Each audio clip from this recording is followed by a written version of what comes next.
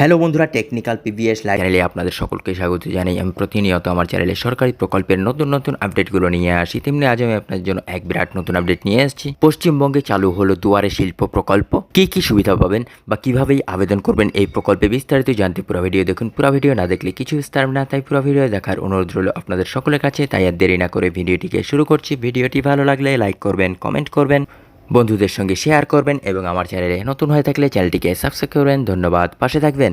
আপনি কি পশ্চিমবঙ্গের বাসিন্দা, কোনো ক্ষুদ্র বা মাঝারি ব্যবসায় রয়েছেন, তবে দুয়ারে শিল্প প্রকল্পের মাধ্যমে এবার রাজ্যের তরফ থেকে বড় সুবিধা পেতে চলেছেন। কারণ পশ্চিমবঙ্গ সরকার এমএসএমই বিভাগ বা ক্ষুদ্র মাঝারি ও ছোট শিল্প দপ্তর সম্প্রতি দুয়ারে শিল্প শিবিরের মাধ্যমে রাজ্যের ক্ষুদ্র ও মাঝারি শিল্পকে কেন্দ্রের বিভিন্ন প্রকল্পের সুবিধা পাইয়ে দেওয়ার উদ্যোগ নিয়েছে। ব্লক স্তরে এই ক্যাম্পগুলি সফলভাবে পরিচালনার জন্য প্রাইস ওয়াটারহাউস কুপার্সকে পরামর্শদাতা হিসাবে নিয়োগ করা হয়েছে। দুয়ারে শিল্প প্রকল্প কি ও কি সুবিধা পাবেন? দুয়ারে উদ্যম ক্যাম্প নামে একটি প্রস্তাব ছিল, কিন্তু সরকার এই নামটি ব্যবহার না করে দুয়ারে শিল্প ক্যাম্প নামটি নির্ধারণ করেছেন। সাধারণত ক্ষুদ্র ও মাঝারি শিল্প সংস্থাগুলি কেন্দ্রের উদ্যম পোর্টাল নথিভুক্ত না হলে সরকারি প্রকল্পের ঋণ বা ভর্তুকি পাওয়া কঠিন হয়। পশ্চিমবঙ্গের বহু সংস্থা এখনও সরকারি খাতায় নথিভুক্ত নয়। এই সমস্যা সমাধানের লক্ষ্যে প্রতিটি ব্লকে ক্যাম্প আয়োজনের উদ্যোগ নেওয়া হয়েছে।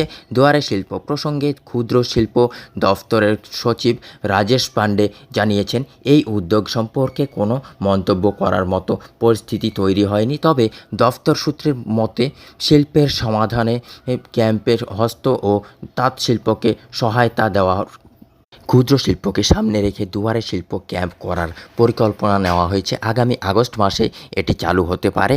দুয়ারে সরকারের অংশ না হয়ে এটি শিবিরের আলাদাভাবে আয়োজন করা হবে।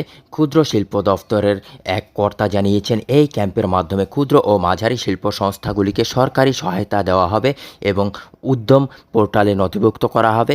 25শে জুন প্রাইস ওয়াটারহাউস কুপার্সকে প্রতিনিধিরা ফসমির কর্তাদের সঙ্গে বৈঠক করেছেন এবং ক্যাম্প সফল করতে কী কী উদ্যোগ নেওয়া হবে তা আলোচনা করেছেন।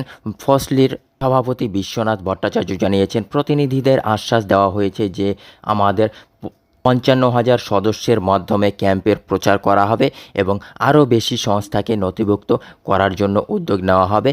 শিল্পের একাংশের মতে পশ্চিমবঙ্গের ছোট সংস্থাগুলির বর্তমান অবস্থা আশাপ্রদ নয়। এই অবস্থায় উন্নয়নের জন্য ক্যাম্পের মাধ্যমে আরও পেশাদারি ও বিশেষজ্ঞ সংস্থার সহায়তা নেওয়া হচ্ছে।